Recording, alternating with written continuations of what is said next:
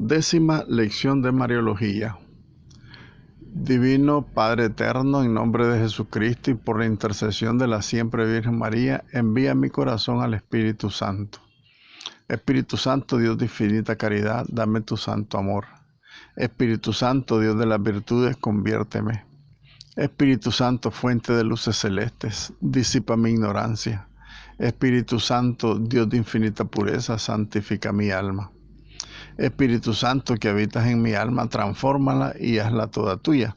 Espíritu Santo, amor sustancial del Padre y del Hijo, permanece siempre en mi corazón. Amén. Bienvenidos, queridos hermanos, pues a nuestra lección número 10 de Mariología. Trataremos en la página 51 el capítulo 8, que es María en los escritos de San Juan. El contenido de este capítulo 8 es una introducción brevísima, el prólogo del Evangelio, las bodas de Caná, María al pie de la cruz y en el Apocalipsis, María allá en el Apocalipsis, en el capítulo 12, que son los elementos donde San Juan menciona de alguna manera a la Santísima Virgen María, o al menos su contenido mariológico. En la introducción sabemos que los escritos del Evangelio de San Juan fue en Éfeso a final del siglo I, y la finalidad de San Juan es su teología cristológica y soteriológica. El Verbo encarnado en el principio, en el centro y en el fin de su Evangelio, y que todos los sucesos y los milagros de Jesucristo son signos que revelan su divinidad y dan testimonio de su misión redentora. Ese es principalmente el objetivo del Evangelio de San Juan, la teología cristológica. En el prólogo, por su parte, en los evangelios sinópticos y en el prólogo de San Juan se advierte la impronta personal del hagiógrafo. O sea que en cada evangelio se nota la marca personal del escritor sagrado. Eso significa el hagiógrafo, porque hay un método propio de trabajo de cada uno de los evangelistas. Por ejemplo, Mateo, que está dirigido a los judíos, inicia con la lista genealógica. Lo pone bajo el signo de la expectación mesiánica, de la espera que tenía el pueblo de Israel del Mesías.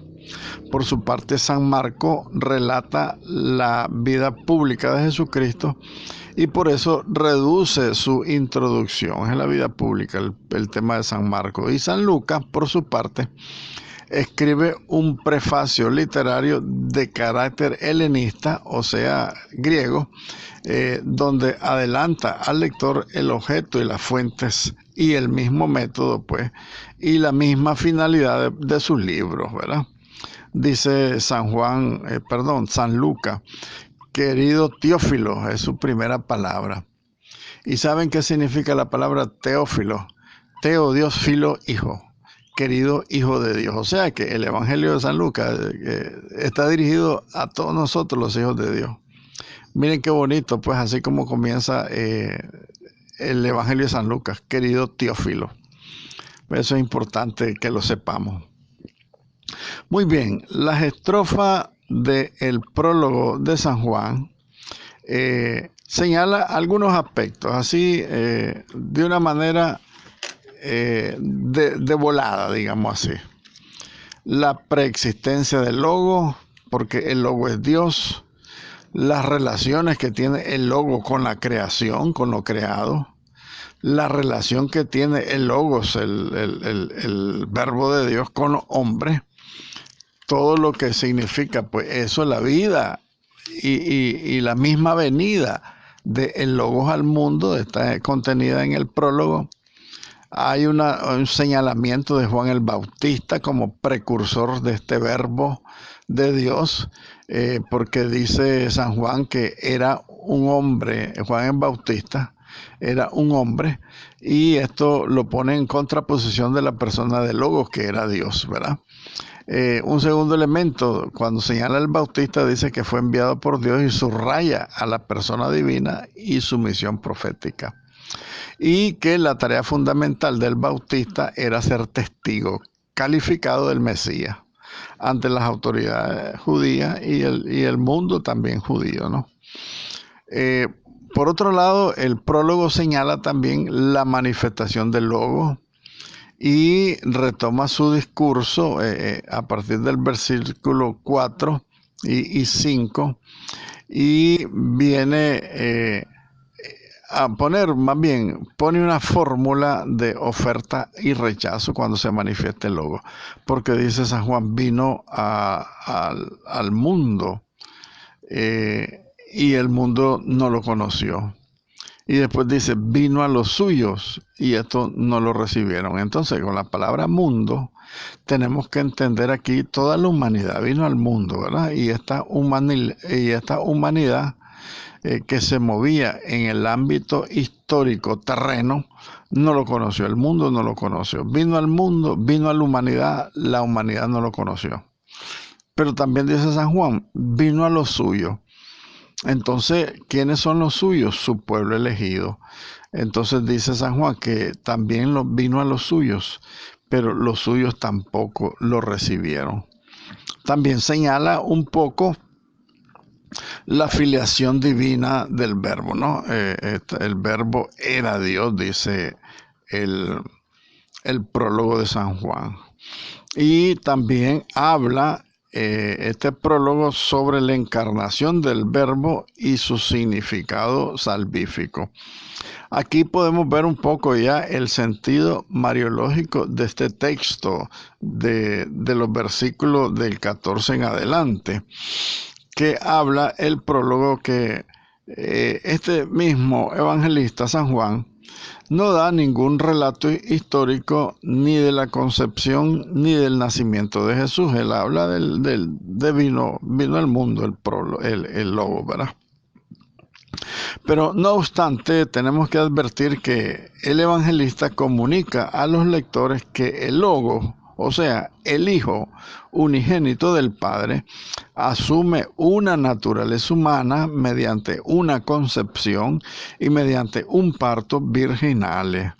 Y por otro lado, también, a pesar de que nos cita la palabra madre en su fórmula, de una manera implícita, o sea, no lo dice directamente, sino que está presente la mujer que concibe y que da a luz virginalmente al verbo encarnado, porque nosotros debemos de suponer, cuando leemos el texto del prólogo de San Juan, que ya conocemos la profecía de Isaías, donde habla de que el Emmanuel nacerá de una virgen, ¿verdad? De una mujer virgen. Entonces, en ese sentido, pues el prólogo da, por supuesto, o lo contiene de una manera implícita, la maternidad virginal de María.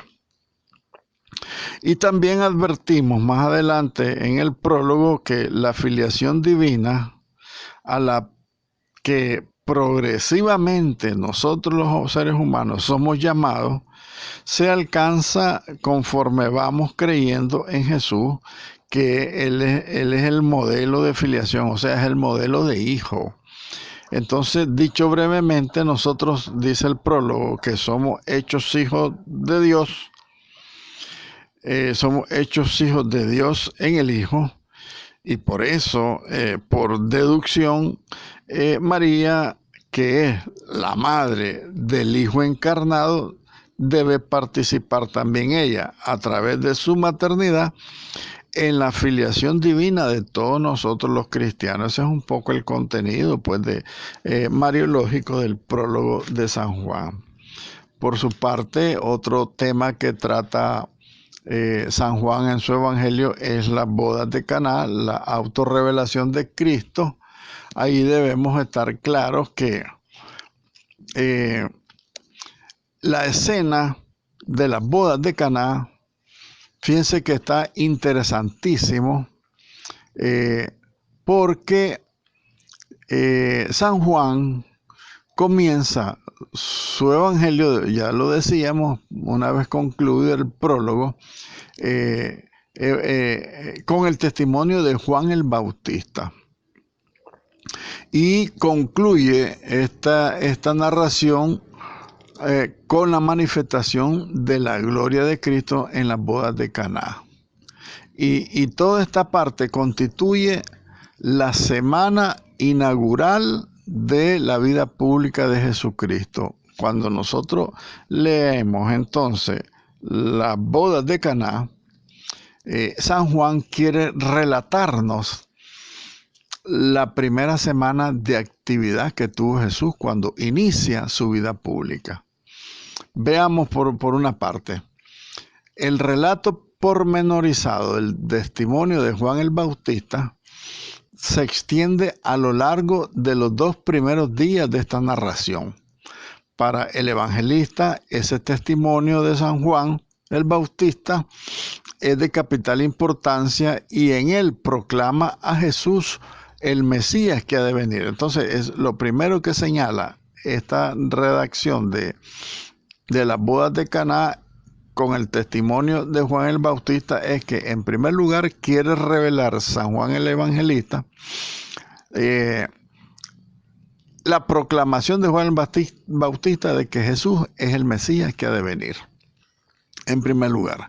En segundo lugar, los días 3 y 4 de esta semana inaugural de la vida pública de Jesús, en el día 3 y 4 se narra la elección de los primeros discípulos y también a continuación viene el relato de las bodas de Caná.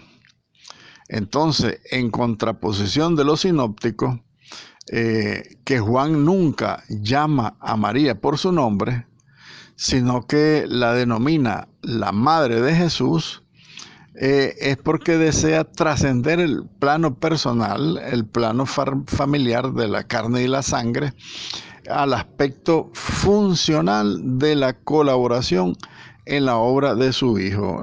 Más que la maternidad humana de María hacia Jesús, lo que San Juan quiere manifestarlos en su evangelio es el aspecto funcional, que es lo que hizo María en su colaboración en la obra de su Hijo Jesús. Entonces, por lo tanto, sucede con Jesús que nunca se dirige a María en este evangelio de San Juan con la denominación de madre. Él nunca le dice madre, sino que él le dice mujer en diversos aspectos, ¿verdad? La palabra mujer, por supuesto, no tiene ninguna connotación de desprecio, ningún matiz despreciativo. Y se debería traducir más bien como señora, que es lo que Jesús quería verdaderamente expresar. Aunque de suyo, las palabras de María a Jesús no son una mera afirmación objetiva de un hecho. En el contexto que estamos reflexionando de las bodas de Caná, son más bien una súplica delicada, sin forzar la voluntad de su Hijo, y esperan una intervención, pues, con esta narración de las bodas de Caná. ¿Por qué? Porque el vino, en el lenguaje bíblico, es signo de la benevolencia divina. Y cuando los profetas anuncian castigos divinos, predicen la carencia de vino y de pan. Y viceversa, esto es en Isaías 24, y viceversa en Miqueas, es también un símbolo de los beneficios de la nueva alianza, el pan y el vino, principalmente en el vino, entonces en Isaías y en Miqueas son signos, pues, de la benevolencia divina. Entonces, en ese sentido, pues se va narrando esta intervención de Jesús para manifestar su gloria, esta intervención de María a favor de los esposos. Y en esta frase de la boda de Caná, tiene al menos 2 significados, pues, en la Sagrada Escritura. La sintética afirmación de un evento cierto, que es la falta de vino, ¿verdad? Y segundo, que si el vino era anuncio profético de la nueva y eterna alianza de Isaías 25, Entonces, su falta, cuando falta el vino, supone que la ley antigua es impotente para salvar al pueblo elegido. Miren qué bonita la reflexión de qué es lo que significaba el vino, qué significaba la falta de vino en una actuación, en un evento del pueblo de Israel, de la cultura.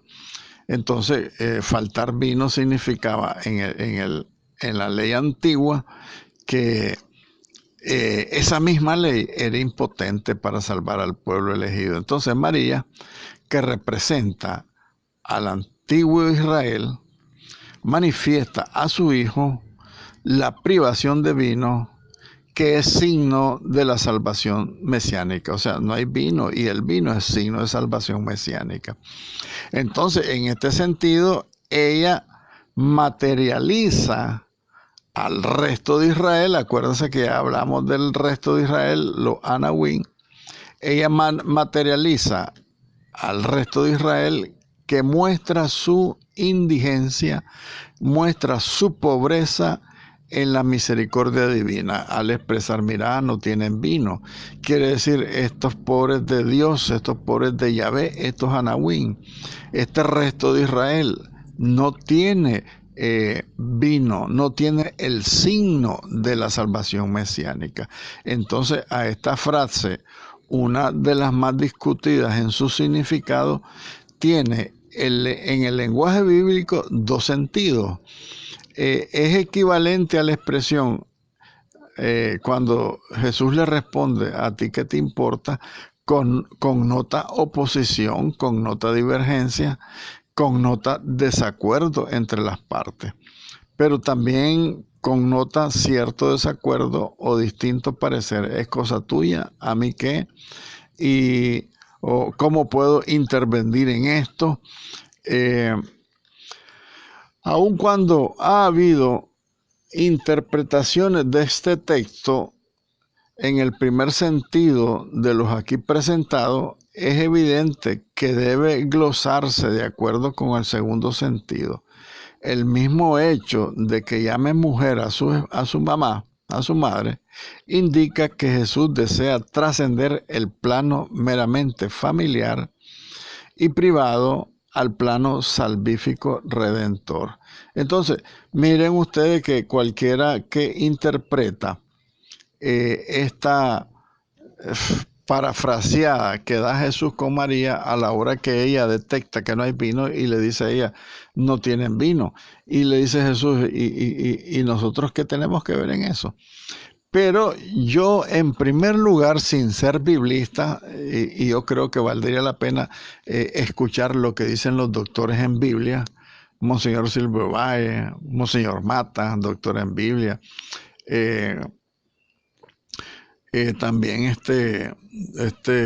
Fernando Casanova, protestante, ex protestante, que es doctor en Biblia. Valdría la pena que ellos nos dijeran alguna frase, pero para mí, como les digo que no soy ni doctor ni biblista, para mí en esta frase tiene que jugar mucho la traducción de los originales a las diferentes versiones o a las diferentes traducciones.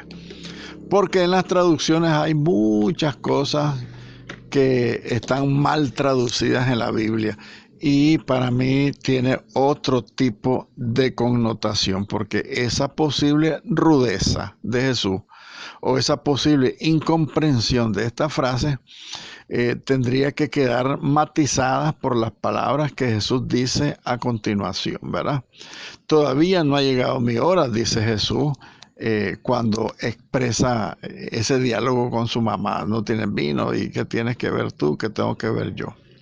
Según pues algunos biblistas, Bajoye es un biblista. Según él, esta frase, en su primigénica redacción, o sea, las palabras originales del griego, del arameo, del hebreo, sería una pregunta retórica para indicar que en realidad ya ha llegado su hora. Y en este supuesto, esa frase entonces equivale a decir otra cosa mucho más diferente de la primera, que significaría esta frase que tengo que ver yo, significaría más bien, ¿acaso no ha llegado ya mi hora? Más bien con una frase negativa afirmando que su hora ya ha llegado, porque fíjense ustedes que en ningún momento Jesucristo quiso desairar a la Santísima Virgen María al despreciar su sugerencia. Más bien ella responde cuando le habla a los sirvientes y les dice, hagan lo que él les diga. Eso significa que ella ni por supuesto se sintió aludida, cuestionada o metida como metiche, que te andas metiendo. Nada tiene que ver eso con la Virgen María, sino más bien el diálogo de Jesús con María en las bodas de Caná debe tener una mejor interpretación de nuestra parte, sino que entonces abrir el corazón, ver en ese diálogo que no es lo que dice la traducción al español, sino que es diferente. Como quien dice, mujer, ¿será que ya llegó mi hora? ¿Será que ya tengo que actuar? Y de hecho, ya había llegado su hora porque él actúa definitivamente. Él actúa en cuanto dialoga con la Virgen. Yo por eso digo que la frase que tenemos que ver tú y yo en esto significa más bien una mala traducción porque da a pensar una cierta diferencia de pensamiento entre la madre y el hijo. Y esto nunca se da. Sin embargo, pues tenemos en otros textos del Evangelio otras frases que connotarían algún desprecio a la Santísima Virgen María de parte de Jesús, que tampoco es imposible. Por ejemplo, cuando una mujer quiere alabar a la madre y le dice a Jesús, dichoso el vientre que te trajo y los pechos que te amamantaron. Y Jesús dice, más dichosos son los que cumplen, que escuchan la palabra de Dios y la cumplen. Más que despreciar a la Virgen, Jesús está reafirmando, la Virgen María, mi madre, es dichosa no tanto porque me llevó en su vientre, sino porque ella escuchó la palabra de Dios y la hizo vida en ella. ¿Por qué razón? Porque él salió de su vientre virginal. Entonces, parecieran frases despreciativas contra la Virgen, pero no es totalmente lo contrario. ¿Cuál es la dimensión mariológica del milagro de las bodas de Caná? Entonces, lo primero que llama la atención es que toda la escena de la boda de Caná está centrada en María, su madre, y en primer lugar en Jesús, por supuesto, en Jesús y en su madre. Y no está centrada, la boda de Caná, fíjense ustedes que no está centrada en los esposos que se casan. De hecho, el novio solamente sale una vez en el versículo 9 de forma indirecta al ser interpelado por el maestresala que le dice, mira, y este vino que pusiste ya es mejor que el otro. Unos ponen el mejor al principio y ponen un barato al final y vos pusiste al revés, pusiste el mejor para ahorita. Entonces, se puede afirmar que hay una verdadera transposición de los esposos de Caná con Jesús y María, que son asistentes a la boda.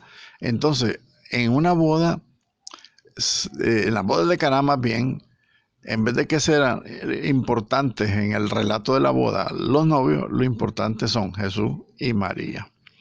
¿Por qué? Porque María es la colaboradora de Cristo en la confección de este milagro de la boda de Caná. Su solicitud materna se abre a los hombres y su comportamiento patentiza de forma implícita su maternidad espiritual. O sea, María intercede por los que pueden pasar una vergüenza que son el matrimonio, ¿verdad? Y con sus palabras hace de todo lo que él les diga. María está animando a los servidores a que obedezcan con prontitud y que asuman en el corazón todas las indicaciones que reciban de Jesucristo. Muy bien, otro tema del capítulo 7, que María al pie de la cruz. Una breve reseña. Este texto se enmarca en el relato de la crucifixión, cargado de profundo contenido soteriológico, ¿verdad? Este relato de la crucifixión es profundamente salvífico, es cristológico. Esta escena se desarrolla en el momento en que se cumple la hora que decía Jesús: no ha llegado mi hora, esta es la hora, ya llegó mi hora. Cuando Jesús sabe que es inmediato su paso de este mundo al Padre. En esta narración de la crucifixión está constituida mediante una serie de pequeños cuadros concatenados todos entre sí y todos llenos de un gran simbolismo teológico. Y podemos ver la siguiente secuencia. Primero, la sentencia de condenación y el título de la cruz. En segundo lugar, la crucifixión entre dos ladrones. En tercer lugar, el reparto de las vestiduras. En cuarto lugar, las palabras de Jesús a su madre y al discípulo amado. En quinto lugar, el ofrecimiento del vinagre en una caña. En sexto lugar, la muerte de Jesús. Y en séptimo lugar, la lanza y el costado abierto. En este sentido, es patente que en medio de este relato dramático, con claras diferencias y con claras también referencias veterotestamentarias, o sea, todo lo que anunciaba el Antiguo Testamento, en esto se sitúa pues esta perícopa pues, que es el relato de la crucifixión. Dice el versículo 25, estaban junto a la cruz de Jesús su madre, ¿verdad? Es una primera señalación del contenido mariológico de la crucifixión. Y dice también el Evangelio, estaba junto a la cruz de Jesús su madre, la hermana de su madre, María de Cleofás, María Magdalena. En esto existe una similitud esencial entre los evangelios sinópticos, ¿verdad? Porque, por ejemplo, la presencia de un grupo de mujeres. Sin embargo, hay algunos matices diferentes de Mateo y de Marcos y de Lucas. Una lectura literal de la crucifixión de Jesús, una lectura inmediata de estos dos versículos, el 26 y el 27, muestran que Jesús, estamos hablando, recuerden, del Evangelio de San Juan, en los versículos pues, de la crucifixión, ¿verdad? Y en los capítulos de la crucifixión. Les decía pues que hay un momento que en estos versículos se muestra que Jesús, estando ya en trance de muerte, procura atender la soledad de María. Esta es una reflexión nuestra, porque yo creo que Jesús, más que la soledad de María, estaba pensando en transformar su maternidad humana en maternidad espiritual. Pero bueno, reflexionemos lo que dicen los teólogos, ¿verdad? Que Jesús en ese momento está procurando atender a su mamá que quedaba sola, confiándola al cuidado de Juan, su discípulo amado. Y esto constituye un gesto de piedad filial, un gesto del hijo que no quiere dejar sola a su mamá, dicen los estudiosos bíblicos. Sin embargo, hay datos también para pensar que este sentido inmediato no agota la significación de esta escena de mujer, ahí tienes a tu hijo, hijo, ahí tienes a tu madre. No agota esta reflexión, pues esta escena. Es evidentemente una acción de amor filial, por supuesto, pero posee al mismo tiempo un rico simbolismo soteriológico o salvífico.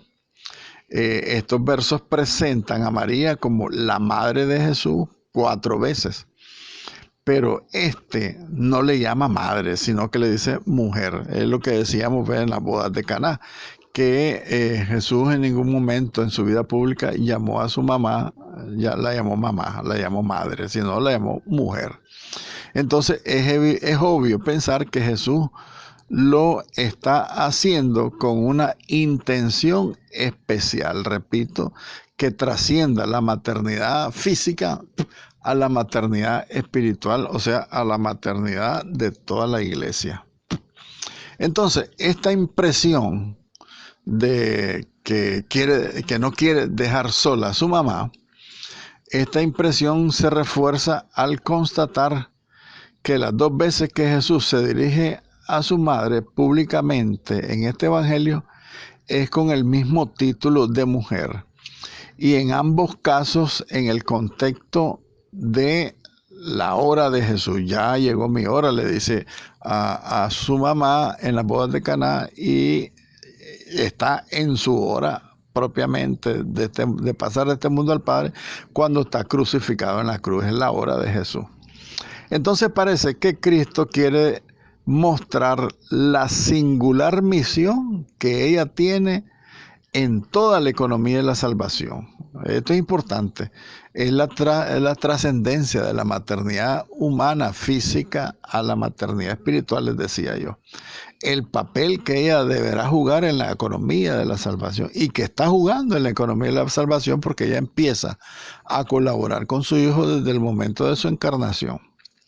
Entonces dice que, pues, si Eva fue la mujer del Génesis asociada a Adán, María es considerada por Jesús como la mujer asociada al nuevo Adán, a Cristo, para ser la madre de todos los hombres en la nueva vida lograda por la cruz de Cristo.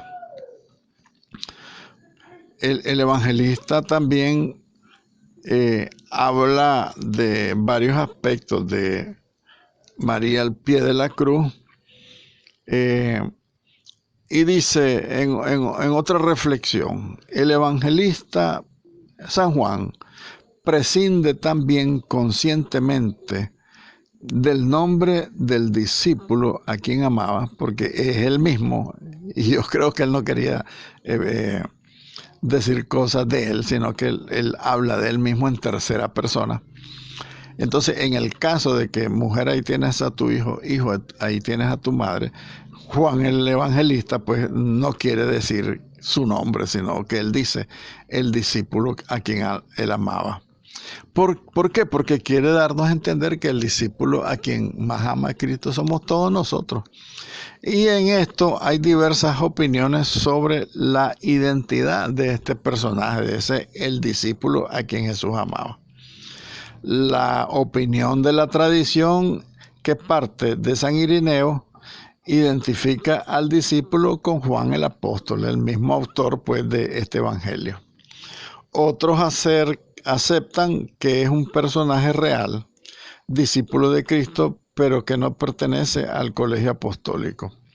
Entre estos, unos lo identifican con el autor del cuarto evangelio, que es San Juan el Evangelista, y otros lo identifican con el fundador de la comunidad juánica, la comunidad de Juan. El mismo. Finalmente, entonces, algunos consideran que es una personificación simbólica de todos los discípulos fieles al Señor. Sin embargo, nos parece que debe descartarse esta opinión, porque el discípulo amado aparece 4 veces en este evangelio, y en todas ellas están relacionadas con Pedro. Otra reflexión interesante, ¿verdad? Entonces, es imposible negar, por lo tanto, el carácter físico personal del discípulo amado sin violentar el texto y su historicidad. Más que la persona, dice los biblistas, que lo importante es destacar que había en físico un discípulo amado, ¿verdad? Eso es lo más importante, porque no queremos violentar, decían los escritores, ni el texto ni la historicidad, porque es un hecho histórico verdaderamente. Entonces es importante que tengamos en cuenta estos elementos para la reflexión. ¿Qué sentido, qué significado mariano tiene el relato de la crucifixión de Jesús? Se puede decir que hay una doble dimensión mariana en esta escena. Espérenme que estoy corrigiendo aquí un error del texto. En esta escena, pues, de la crucifixión que estamos reflexionando. En primer lugar, de esta doble dimensión, la primera dimensión es de una forma inmediata e individual que Jesús entrega a María como madre al discípulo amado, pero que en misterio se amplía.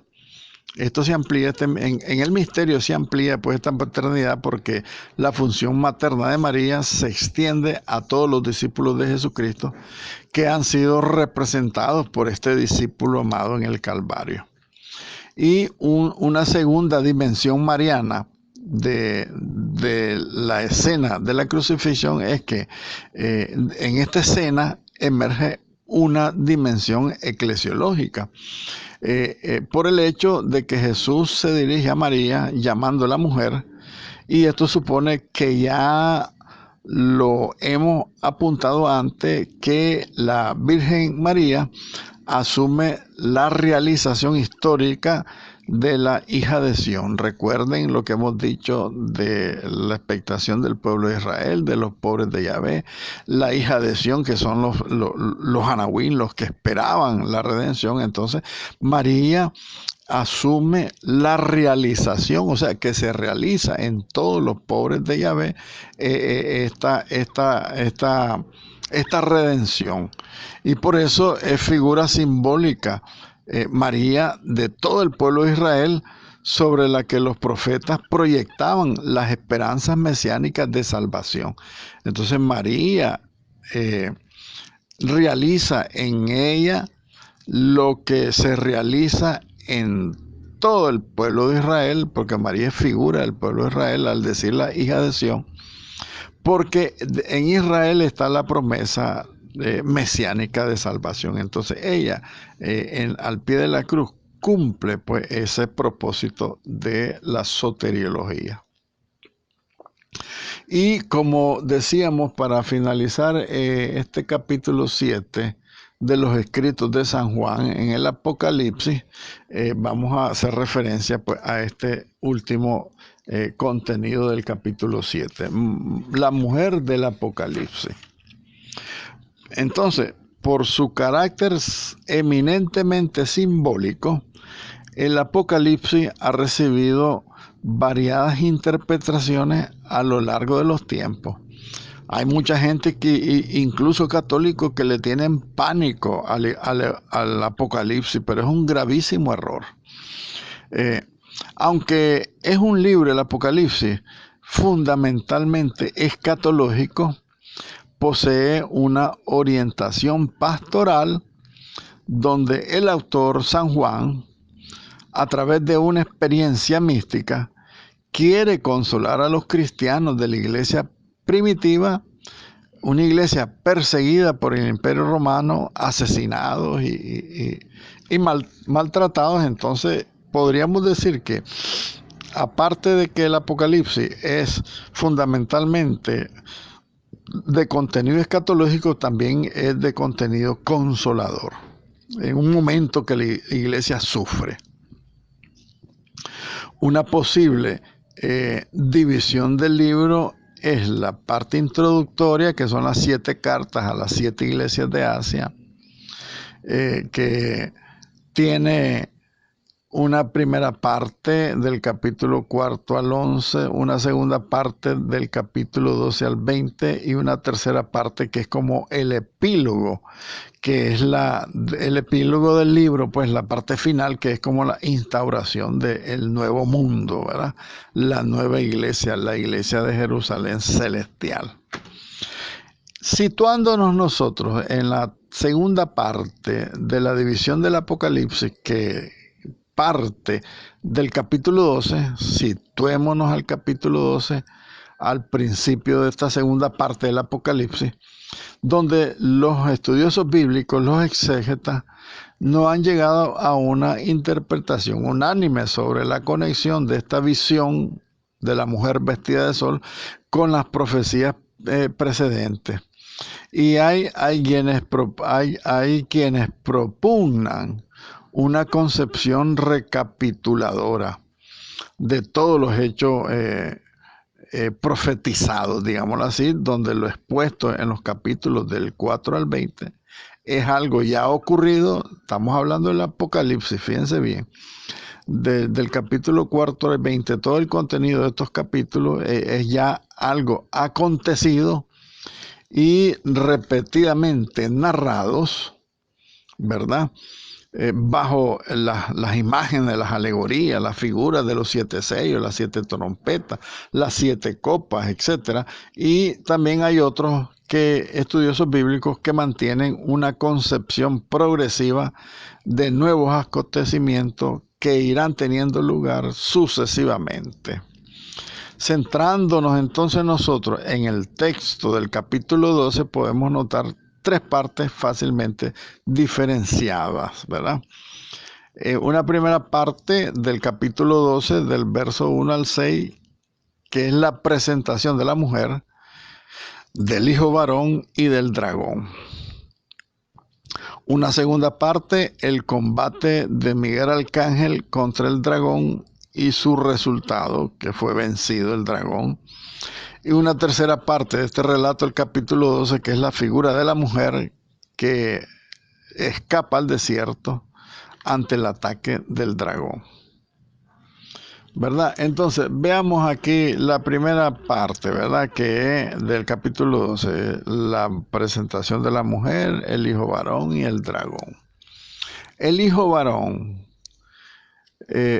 sabemos por la identificación que hace esta frase con el profeta Isaías 66, algunos han querido ver en esta expresión un carácter exclusivamente colectivo, el hijo varón. Sin embargo, la cita que la acompaña exige matizar el carácter colectivo del hijo varón.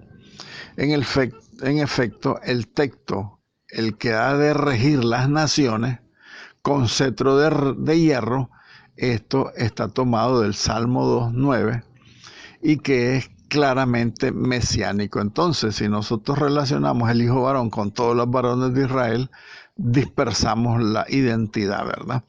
Mesiánica. Mientras que si nosotros completamos el texto que dice el hijo varón que ha de regir las naciones con cetro de hierro, ahí nosotros identificamos pues claramente su contenido mesiánico, ¿verdad? Entonces ahí tenemos una conexión directa con el Mesías y con el pueblo de Dios, porque el Mesías, por la sangre, por su sangre, venció al dragón y venció a sus secuaces y las consecuencias del dragón, ¿verdad? La muerte, el pecado, la esclavitud. Entonces, por esto se puede afirmar que hay una superposición de planos en estos versículos de la narración. Por una parte, el Mesías y por otra parte, el pueblo que nace en un solo día, ¿verdad? En la redención, digamos, del pueblo de Israel, que todos fuimos redimidos de una vez para siempre por este Mesías, por su sangre, ¿verdad? Muy bien, el dragón por su parte es la personificación del enemigo de Dios que quiere eliminar la incipiente comunidad cristiana, según el escritor del Apocalipsis, San Juan. Y la descripción que se nos hace del dragón en este texto evoca la narración del libro de Daniel. Unas veces se puede identificar con el Imperio Romano, particularizado en sus emperadores, por ejemplo Nerón, Diocleciano, que fueron el demonio personificado. Y otros también pueden identificar este dragón con la opresión que sufren pues los primeros cristianos por causa de Satanás, persiguiendo a los hijos de Dios. Entonces, en este texto, el dragón se identifica con la serpiente geniásica, genesíaca. La serpiente del Génesis, pues, ¿verdad? Del Génesis 3:15. Dicho de otra manera, entonces San Juan, el evangelista, con el Apocalipsis, en esta visión, contempla la lucha y la victoria definitiva del Mesías contra el demonio. Y esto por profetizada en el mismo protoevangelio de su propia autoría, que lo escribe él mismo, pues, ¿verdad? Además indica otras diversas frases de el combate, de este combate, ¿verdad? Este combate de el Mesías contra el dragón. Dice, el dragón en el cielo intenta devorar al hijo varón. El hijo es arrebatado al trono de Dios. Otro elemento, batalla entre Miguel y sus ángeles versus la serpiente y su milicia. El demonio es arrojado a la tierra. Tercero, combate en la tierra del dragón contra la mujer. Y la mujer recibe 2 alas y vuela al desierto. Un cuarto elemento, la batalla en la tierra del dragón contra el linaje de la mujer, los hijos de la iglesia, los hijos en el hijo, ¿verdad? Esto es importante tenerlo presente, que en esta batalla en la tierra el dragón quiere destruirnos a todos los cristianos. Pero ya vencimos todo pues por la sangre de Jesucristo. Un tercer personaje, decían, ¿verdad? De esta presentación, la mujer, el hijo varón y el dragón. Ya vimos el hijo varón, ya vimos el dragón, veamos la mujer. Ahora deseamos identificar a la mujer vestida de sol, que está en el centro del drama que San Juan tuvo en esta visión, pues en el capítulo 12 del Apocalipsis. En el caso de que el hijo varón represente a una colectividad, la mujer se identifica con la iglesia del Antiguo y del Nuevo Testamento.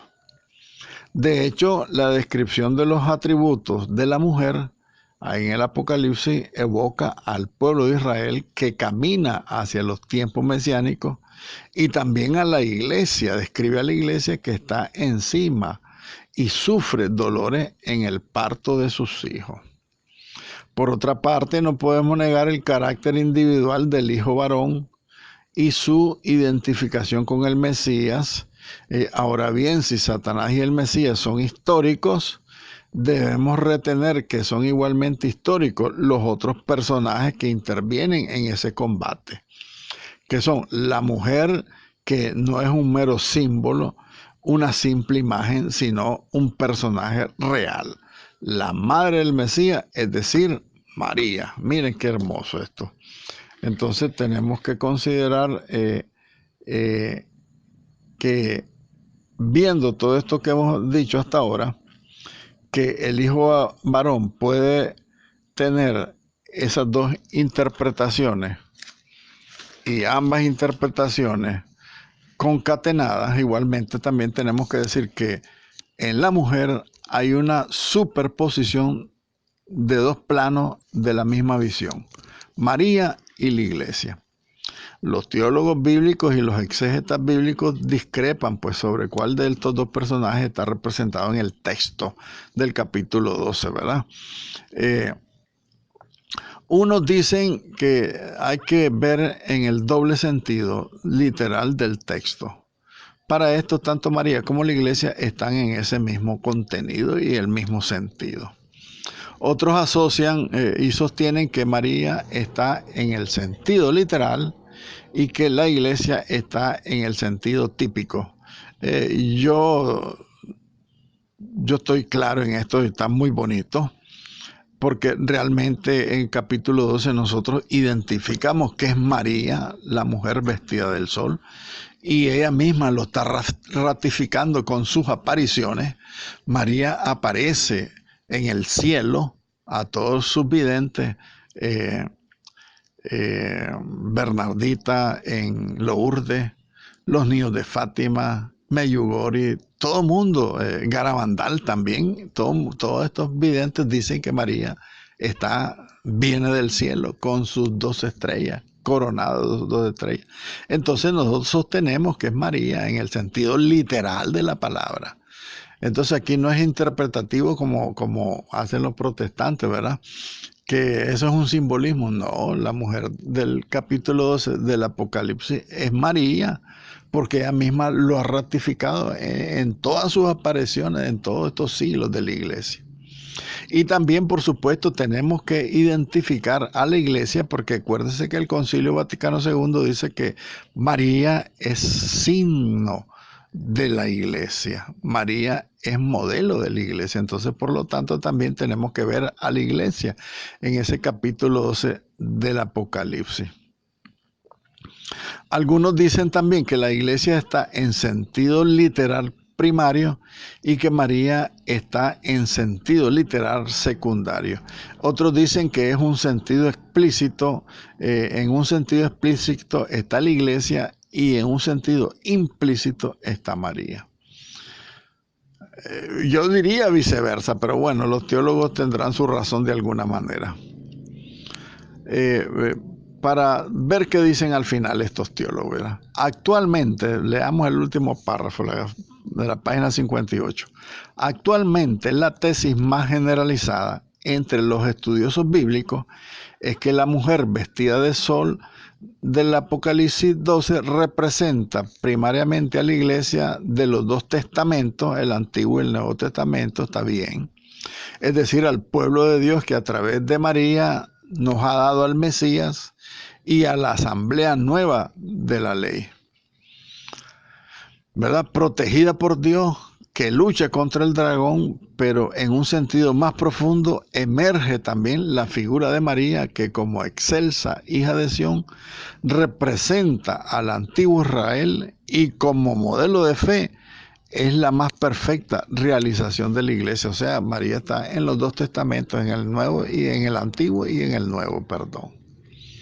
Muy bien, ahora vamos a iniciar con los capítulos 8, 9 y 10 y 11, creo yo, que son los dogmas marianos, pues, ¿verdad? Entonces, a partir de nuestra próxima lección, ahí pues vamos a tener ya el estudio más directo de la dogmática mariana. Ave María, gracia plena, Dominus tecum, benedicta tui mulieribus, et benedictus fructus ventris tui, Iesus. Santa María, Mater Dei, ora pro nobis peccatoribus, nunc et in hora mortis nostre. Amén.